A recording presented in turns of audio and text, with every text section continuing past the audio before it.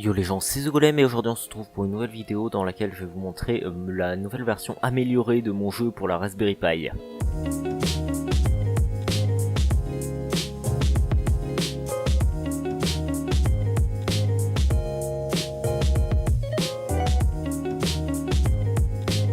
Donc j'avais eu une idée pour améliorer mon jeu sur la Raspberry Pi et cette idée c'était surtout pour améliorer la lisibilité, car si vous avez déjà vu mes vidéos sur ce jeu, vous savez sûrement que c'est pas super facile de comprendre tout ce qui se passe dans le jeu, étant donné qu'on n'a aucun affichage.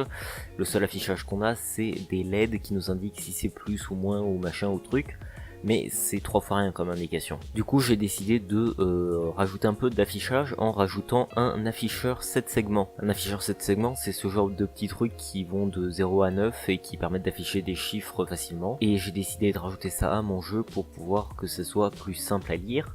Et j'ai aussi eu une autre idée, c'est au lieu de choisir les nombres de 1 à 6 sur un espèce de clavier avec des boutons, j'ai décidé qu'on puisse aussi choisir les nombres directement à l'aide de l'afficheur. Donc le principe ça serait d'avoir un afficheur qui affiche des nombres et qu'on puisse choisir un nombre entre 0 et 9 à l'aide d'un bouton plus et d'un bouton moins, et ensuite qu'on puisse valider notre choix avec un bouton au milieu validé, et qu'ensuite ça fasse la logique d'avant du jeu, c'est-à-dire choisir un nombre au hasard et le comparer et machin et truc. Enfin, vous avez déjà vu mes anciennes vidéos sur ce jeu sûrement, donc vous savez à quoi ça correspond cette logique. Du coup j'ai décidé de recommencer un projet à zéro parce que ça serait beaucoup plus propre, sachant que mon autre projet il y avait énormément de trucs concernant les 6 boutons et comment faire fonctionner 6 boutons et tout. Ça allait être assez compliqué de tout faire, du coup j'ai préféré recommencer à zéro et j'ai commencé par implémenter un système qui me permettait d'afficher n'importe quel nombre sur l'afficheur. Pour ça j'ai utilisé une fonction qui prend un integer, donc un nombre en paramètre, et qui exécute du code avec ce nombre pour pouvoir faire en sorte que ça affiche le nombre sur l'afficheur.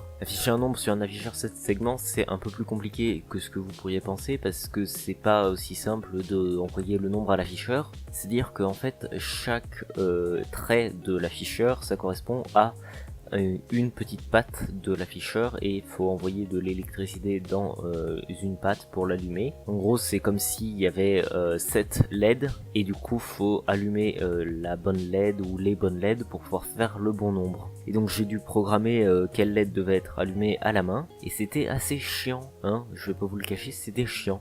Surtout que je suis arrivé sur un bug où l'afficheur fonctionnait jusqu'au numéro 2. À partir du numéro 3, il me faisait de la merde et j'avais des 8 en fait, au lieu d'avoir des nombres, enfin les autres nombres quoi. Et du coup, j'ai pas du tout compris, ça m'a pris énormément de temps à trouver quel était le problème.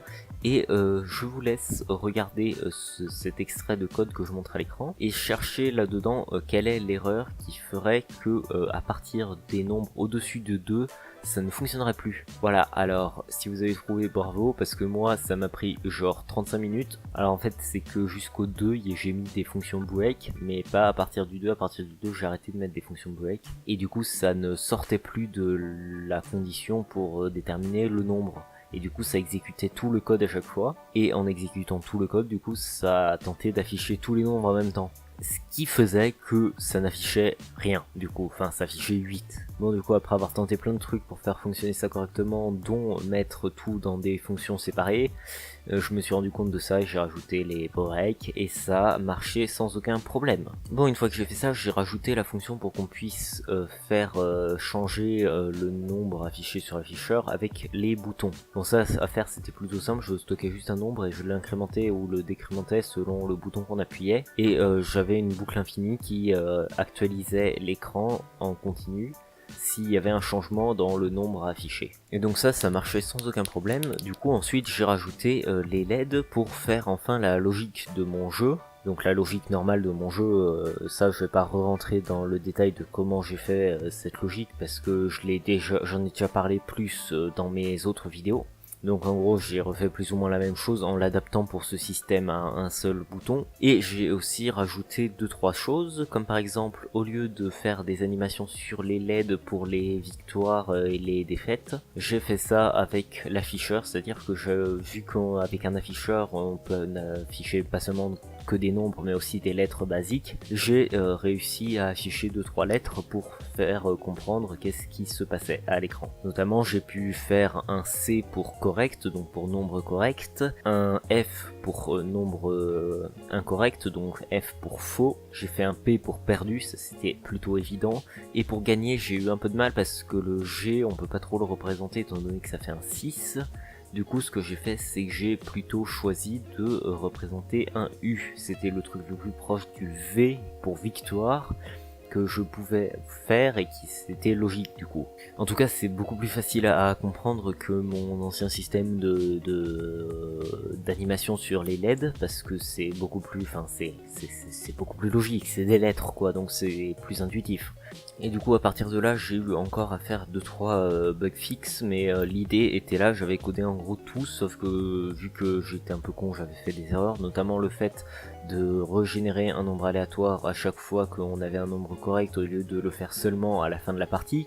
Ça c'était plutôt con, et ça m'a pris quand même pas mal de temps à trouver. Et aussi ce que j'ai fait, c'est quand on trouve le bon nombre ou quand on perd une vie, que ça affiche le compteur de vie qui augmente ou qui diminue. Et j'ai passé pas mal de temps aussi à faire un truc qui fonctionne pour pas que le compteur de vie aille au-dessus de 9 vies, parce qu'en fait sinon ça affichait rien en fait quand ça passait les 9 vies, et du coup c'était un peu chiant. Mais à la fin j'ai réussi à quand même avoir un truc qui fonctionne et que ça arrive à rester sur 9 et que ça ne fasse juste rien et que ça reste là sur 9 et que ça redonne pas des vies en plus. Bon bah du coup c'est tout, j'espère que vous aurez apprécié cette vidéo. Pensez à regarder sur mon GitHub si vous voulez télécharger le jeu et le tester par vous-même. Vous trouverez le lien du fichier Java téléchargé depuis mon GitHub dans le repository que je mettrai en description. C'est le fichier 7segment.java. Et puis vous pouvez toujours utiliser les run.sh et compile.sh pour pouvoir compiler et